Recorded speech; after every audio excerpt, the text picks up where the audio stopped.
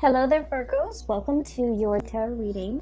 So, without further ado, I feel that the energy for this reading is really about, changes coming in at the very last minute. Okay, so I do sense some really major changes coming into the picture for you, and I feel like the message I'm getting is sooner than expected, but then at the same time it's like very last minute, very unexpected.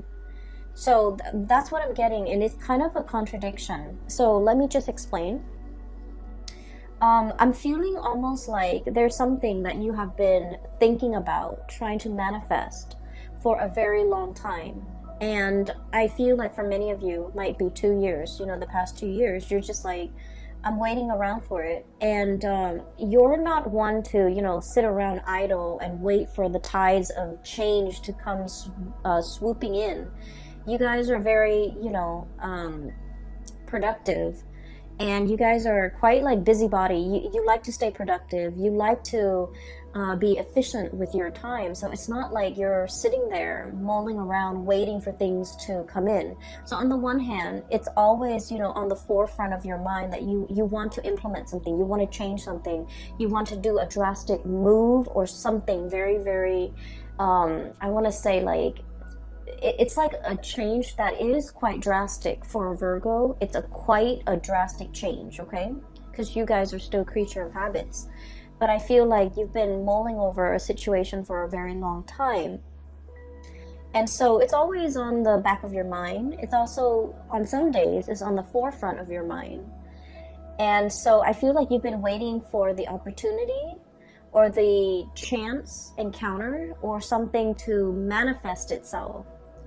And so I feel like even though you've been waiting for it for a long time, the way that it comes in, it's like when you've given up hope, or when you just like kind of clear it, or maybe even move it from the forefront of your mind into the back of your mind and focus on other things and, finding enjoyment and still moving on with your life. That's when this major drastic change is going to come in. And so it's coming in at a very, I want to say opportune moment, but also very unexpectedly. Okay, so that's what I'm seeing. I saw 2 images for you, and I feel like the first image is definitely in relations to your love life. The second image is other things that are, that it might have to do with this change. So let me just relay the first information first, and then we'll talk about the 4 cards, because it seems like the reading is split this way. So first of all, I see this man. He's wearing a coat. It's like autumn. He's at a park. It looks like Central Park. It looks outdoorsy. Lots of people around, but not so much that it's crowded. There are a few pigeons on the ground, and he's wearing like a brown coat. He looks very handsome, like he's, probably 35, 40 at the latest. And he has like a little Ziploc bag of like breadcrumbs, and so he's kind of casting it onto the ground, and the pigeons are like pecking at it. And so he's doing this. He's in a very calm state, but he's thinking about somebody. Okay. It looks to me like, he's on his lunch break, taking a walk, feeding the pigeons, or maybe he finished his sandwich and there are breadcrumbs in that bag, so he's feeding the pigeons. But either way, he looks like he's in an office type of a work environment, because he's dressed like, loafers and slacks and a shirt without a tie and a brown coat, like a brown trench coat. And so he's thinking about somebody else. He's thinking about somebody. And so the scene kind of splits in half, and there's another image. While he's feeding, there's another image of a woman. She's really pretty. She has blonde hair, and she has a mole, a very distinct mole on the bottom, I want to say right. Yeah, it would be the bottom right side of her chin. Like it's a small speckled mole, but it's very distinct for some reason. She has like red pinkish lipstick on. She's in the kitchen. She's wearing an apron. She has blonde hair. She's very young, like probably around the same age. She's cooking a pot of soup. So a really big pot of soup. And she's tasting it from a ladle, and she's adding a little bit more seasoning, salt, pepper, whatever it is. And then she turns off the stove, like it's ready, so she turns it off. And she's looking at the stove, then she looks at her living room, and she's alone, you know, in this house, in her space. And she's kind of thinking like, you know, this is such a big pot of soup. I wish that that other person were here to enjoy this food with me.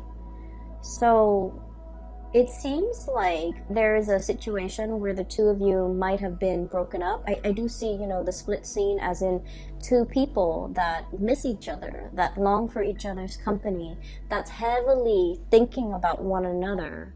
That's like the whole concept about sharing food, cooking for one another, you know, I guess connecting through food.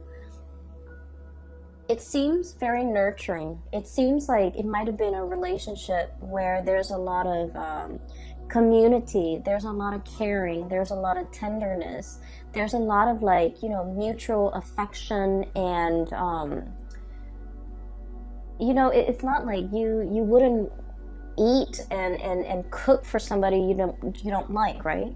So I feel like in a way the relationship that the two people have had in the past might have been, you know, they might have shared space together, they might have lived together, they might have been married, they might have dated for a very long period of time where they're comfortable around each other and they care for each other. So whatever the situation is, there might have been a situation where two people have broken up and they're still longing to reconnect. Okay, so I feel like for majority of you that might be the situation, because he's on the park bench eating lunch possibly by himself and then feeding the birds, like he wants somebody to share that experience with him.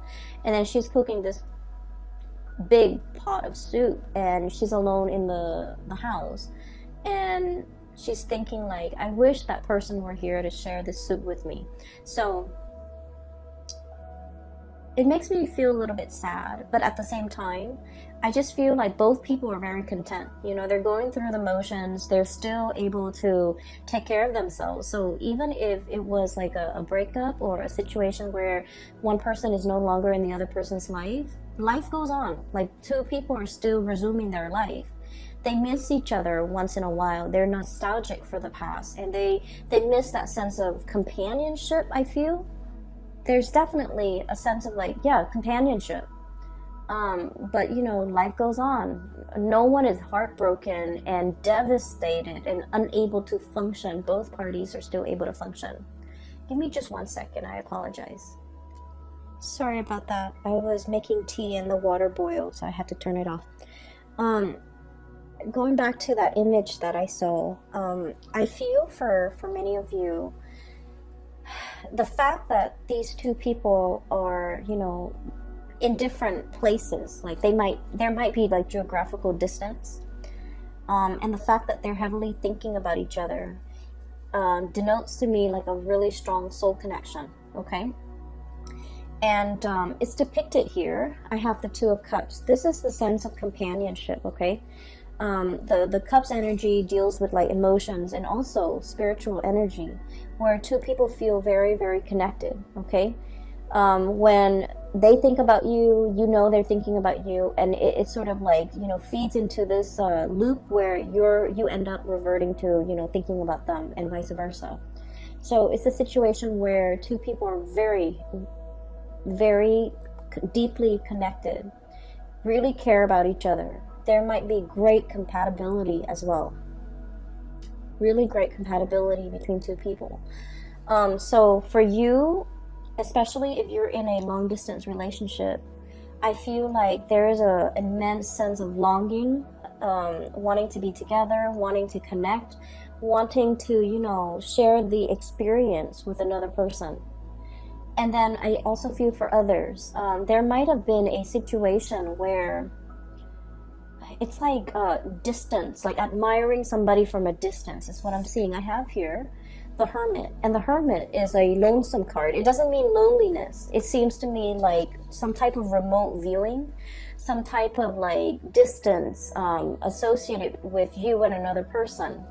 And this combination, the Hermit and the Nine of Pentacles, admiring somebody from afar, admiring somebody's beauty, admiring the way that they look, and yet being so shy or so hesitant about letting them know how you feel about them.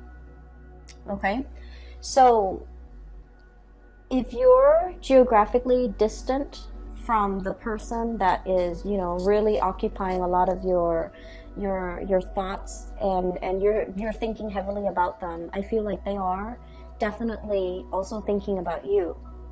And then I also feel, you know, with Virgos are deeply shy by nature. And so I do sense that some of you might have somebody that you're really admiring from afar. You know, you're like wanting to touch them, wanting to talk to them, wanting to communicate, wanting to really tell them how you feel. But in a way, your feelings for this person scares you. You like to be in control of your emotions. You're also very rational.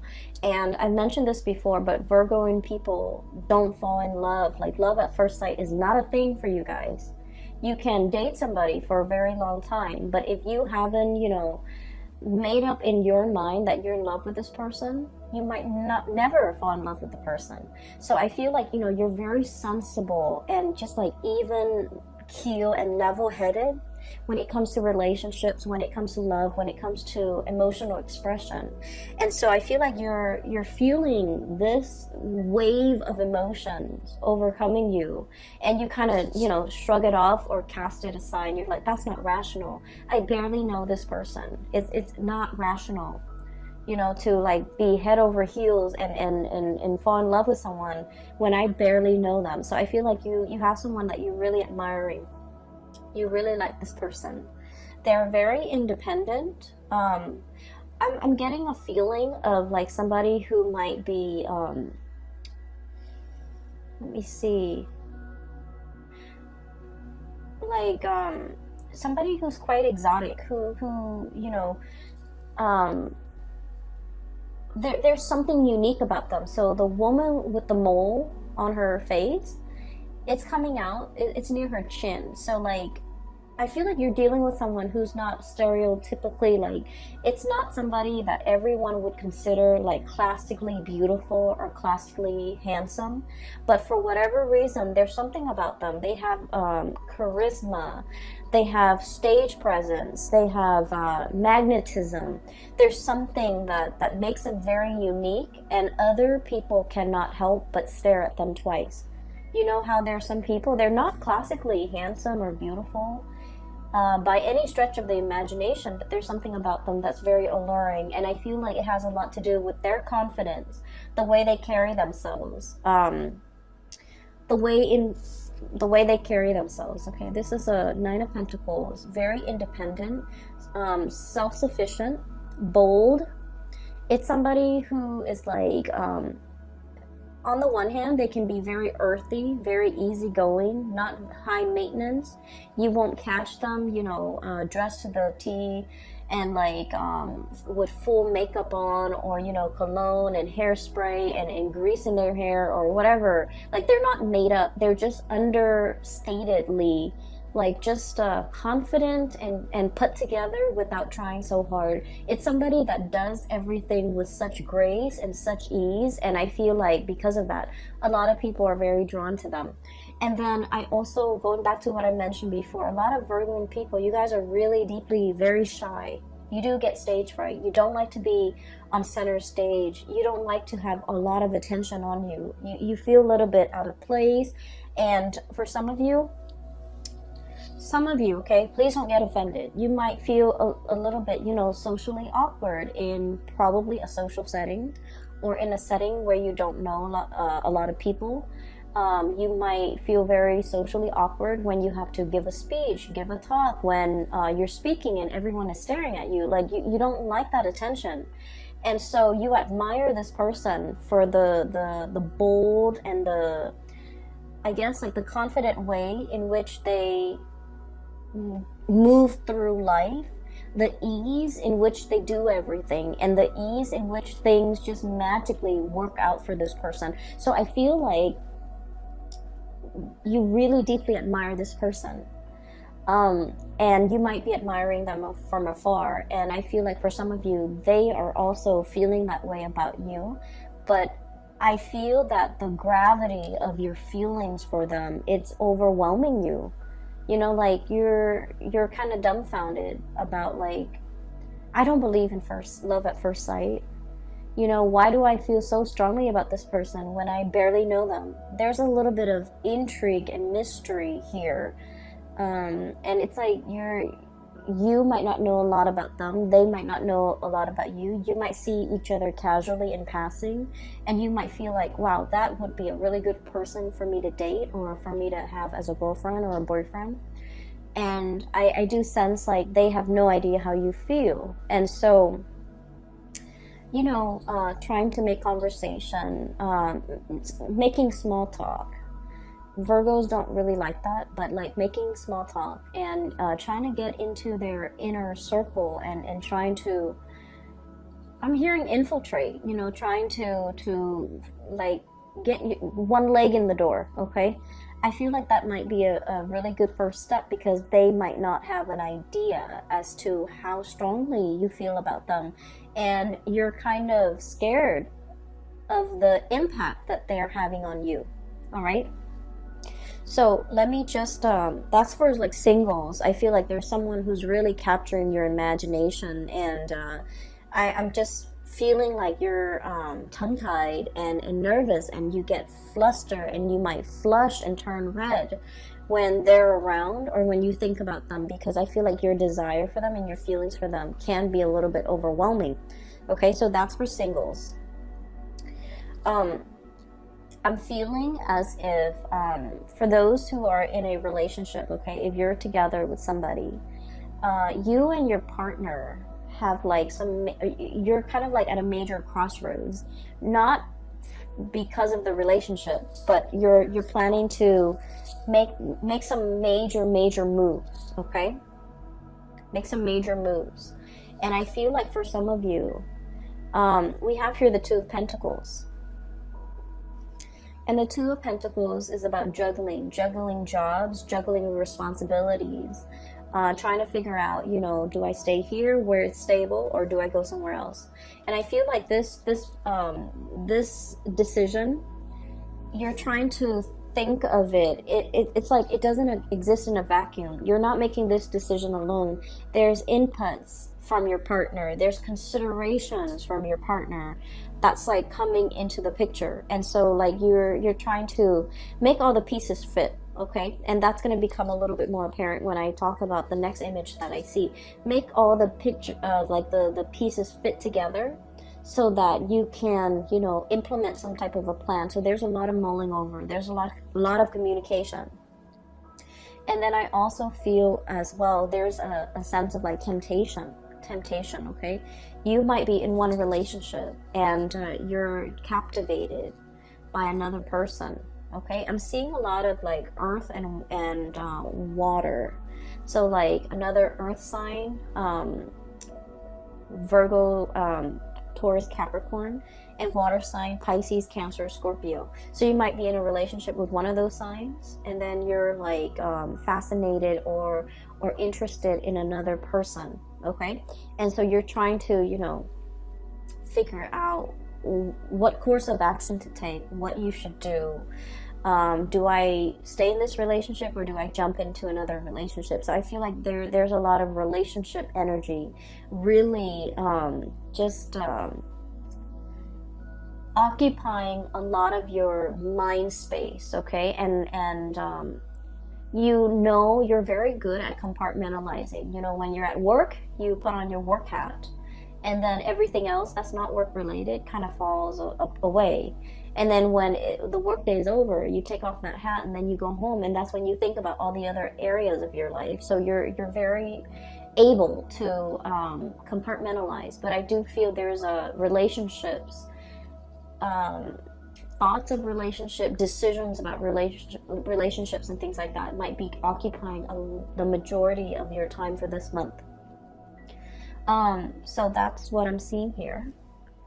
The second image that I saw is I see this jigsaw puzzle. It's a scene of like a tsunami, like an ocean, you know, waves coming in. Not like a giant tidal wave, but it looks almost like those Japanese, you know, pictures of like tsunamis, like ocean waves. Okay, it's a jigsaw puzzle. It's incomplete. The edges are already filled in, but the pieces are missing from the inside. And so I see somebody's hand putting the pieces together. And the person finds this piece, and the color scheme is very, very similar to something that's part of the wave over here. The color scheme is really similar. So you know how when you do jigsaw puzzles, the strategy is do the edges and then, you know, group all the pieces together that have similar color schemes and then go from there, right? So that's the way I feel like a systematic Virgo's mind would work. Like pieces should fit together. And so the hand holds up, and I think it's a guy's hand, it's a man's hand, and he finds this piece and he's like, oh, it's going here. And then he tries to fit it in, rotates it, it doesn't fit. And he's all like, but it has to, the colors are so similar. And so he puts it down and he was like, maybe there's something wrong with the laser that were used to cut the pieces. So he starts, you know, turns his hand into a fist and starts like pounding on it to make sure it fits. But sure enough, it doesn't fit. And so he puts it aside, and you see it in fast motion where he finds pieces and everything's filled in, and at the very end there's one piece missing. And then he goes, oh, that piece that I put aside, now it goes here. And then the scene just kind of cuts out. So what I'm seeing here, like I mentioned before, you know, there's a time and a place for everything. And everything works when it's supposed to, and everything falls into place when it's supposed to.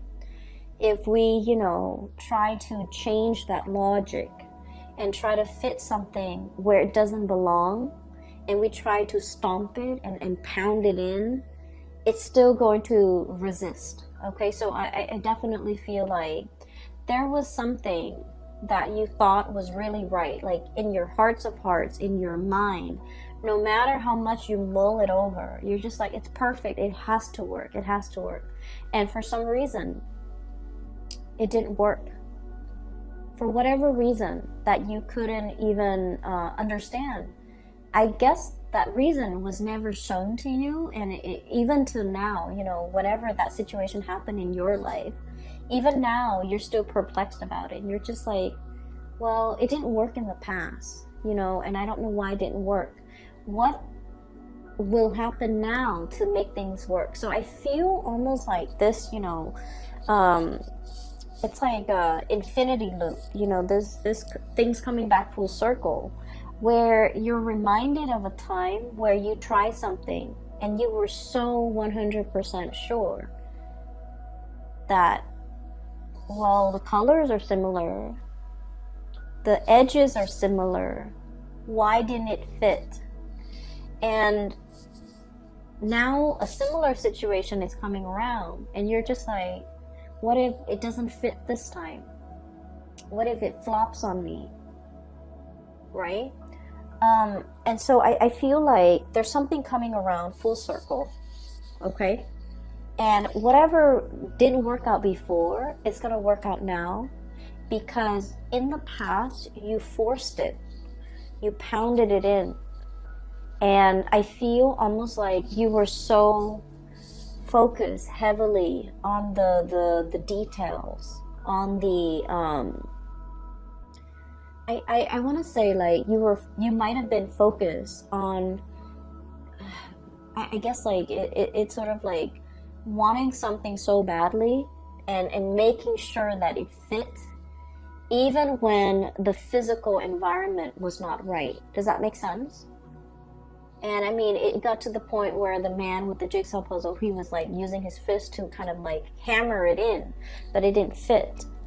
And so they're telling you, whatever that situation was, that made you feel like you doubted your intuition, you doubted your judgment because you were so sure whatever it was, it's coming back around. And now you're in a much better space where you're not trying to make things fit, where you're not trying to force things, where you are operating from a place of wisdom and allowing.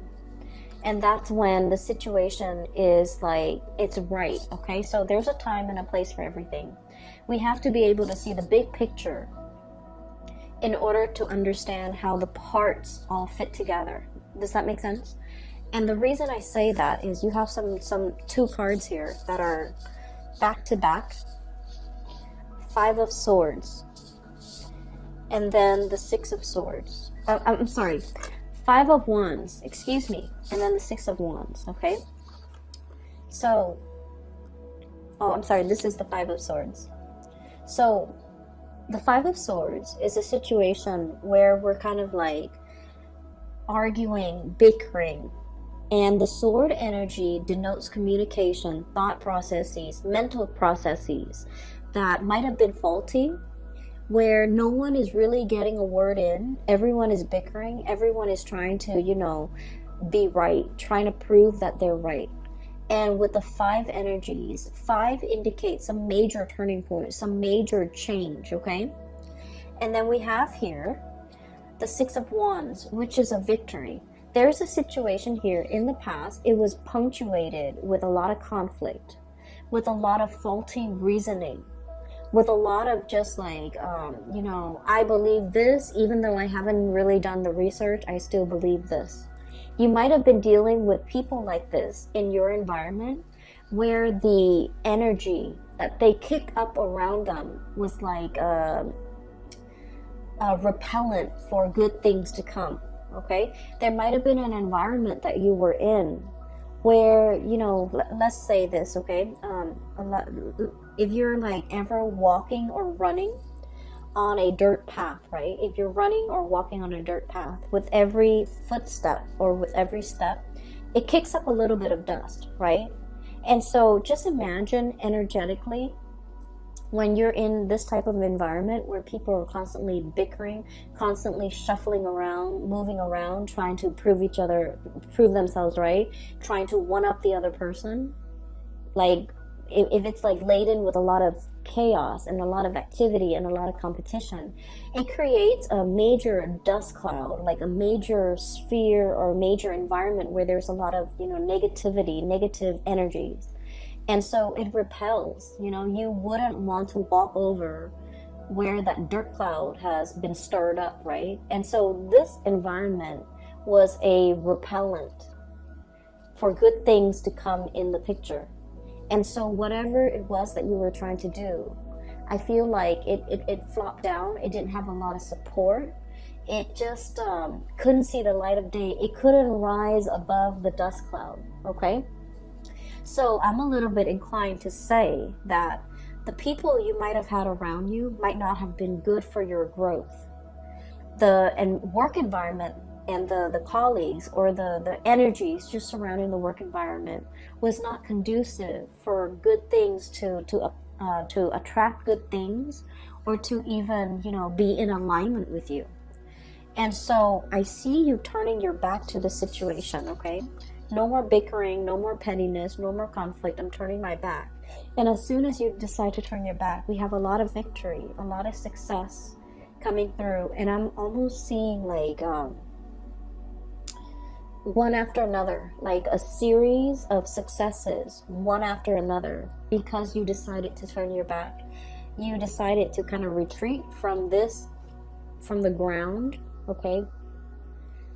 Climbing up into the tree, elevating yourself, seeing above the dust cloud, and being able to operate and function from above that cloud of negativity, and to be able to, warm yourself in the sun and to be able to attract a lot of success, okay? So what I'm seeing here is there has been a major change. Whatever didn't work out in the past, I do feel a lot of, success, victory is coming in as a result of you, needing to change this environment in your life, okay? There's some major news associated with it as well. We have here the Page of Swords, and the page energies are snippets and messages coming through, And I do feel like resolution, okay, like being wanting to make a decision but not having all the information, waiting on communication from another source so that you can decide which option to go with. Okay, so I do feel for many of you there's some major swift communication coming through this month in order to splice through that dust cloud and to be able to let things settle, and for you to decide on major changes in your life. Okay, and what I'm seeing as well for many of you, this is like leaving troublesome friendships, colleagues, petty people, I would say. Argumentative, petty people, people who are just like, you know, what's funny is I don't see gossip and slander and things like that. I don't see that in here. I just feel with this Five of Swords, it's like people who constantly want to be right, who have their daily agenda is just wanting to prove themselves right, wanting to show other people how smart they are, and things like that. Okay, so I feel like, you know, you're turning your back away from this. And you might at this point in your life, no longer feeding into this, no longer interested, like you're just disinterested in what's over here because you're seeing the bigger picture. You're looking at things from a higher vantage point, and you're leaving these mortals to squabbles amongst themselves because you're just disinterested. You're disengaging, and you're distancing yourself. And with the Hermit, it basically spells out to me like a sense of enlightenment, okay? Not being bogged down with the material things that at the end of the day don't really matter, but operating from a higher vantage point, okay? And what I'm also getting, the last three cards in this deck, we have the Tower, sweeping waves of change, okay? So that jigsaw puzzle where I saw the tsunami, the theme is very similar to this card here, okay? What I'm feeling here is, I pulled out this card earlier to clarify what the Tower represents. And this card to me is about manifestation, is about, it's almost like, you know, thinking whether or not we have the capabilities and the skills and the know-how and the ability to do something. I feel like whatever that situation was in the past that you failed at, or you felt like, I was so sure, why didn't it work out? It made you doubt yourself. I feel like it humbled you, but in a way, you know, it made you feel like you doubted yourself. It made you feel like you couldn't manifest. It made you doubt your capabilities. And so what's coming through in the process here is you have a lot of skills and a lot of talent. And I feel like this environment here did not give you an opportunity to shine. It did not honor your growth potential. It was not conducive for growth. It was not conducive for you to utilize your full talent, to display all your skills, all your assets, all the, it just like, it stifles your growth almost, okay?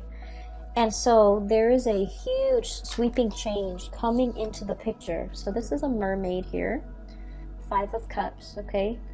Wondering about something that, like a missed opportunity, okay? Longing for something that's no longer in the picture. But I see this as like a scorched earth, okay? This is a mermaid.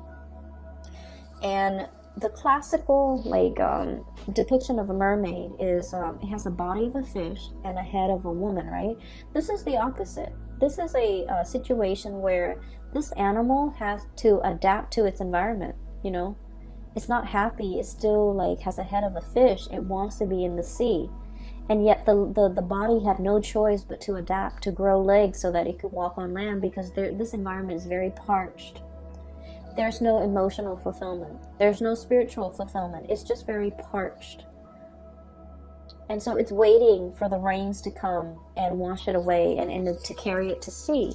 And that's what I feel is coming here with the Tower. Sweeping changes, this big tsunami coming in and carrying you back into the sea where you can, you know, resume your form as a mermaid. okay, like the traditional standard mermaid form, face of a woman, body of a fish. And she is now in an environment where there's water, where there's life, where there's emotional fulfillment. And so there's something major here that will be coming through in the month of December. And I do feel like it's going to bring you to an environment where you belong, because wherever you are right here is not meant for you. It's there's no growth potential. There's a lot of dryness, and I'm seeing like, you know, just like it's an environment that's very dry. So for many of you, you might be changing jobs. You might be moving from a really dry, arid environment like the desert to a place that's in the tropics, that's by the sea, that's a lot more, I want to say, like, it's just a lot more conducive for growth, okay? And we're not just talking about like a place that's green and lush and things like that. We're talking about emotional, spiritual growth. We're talking as well career growth. We're talking as well, you know, being in a new environment where you're able to develop to your full potential, where people appreciate all that you have to offer and they don't take you for granted, pretty much, okay? So that's what I'm seeing here. Once again, it's like the change is long coming, but it's gonna swoop in very, very quick. And that's a contradiction, but for whatever reason, I just feel like you've been waiting for it for quite some time, but it's going to come in very unexpectedly. You're kind of bookended by two major arcana cards here. We have the Hermit, taking time to yourself, being deep in contemplation, and really figuring out, you know, what's the next step in your life. And then once you have that figured out, once you've reached that space of wisdom, that's when the Tower will bring about these changes that you've been wanting for a very long time, all right? So I'm going to leave it at that. I do wish you all the best for the month of December. Once again, I apologize for the delay with this reading. I hope it finds you well still, and I hope it is relevant and applicable and might be helpful for you this month, okay? I will be back next month. I will talk to you later, Virgos. Take care of yourself.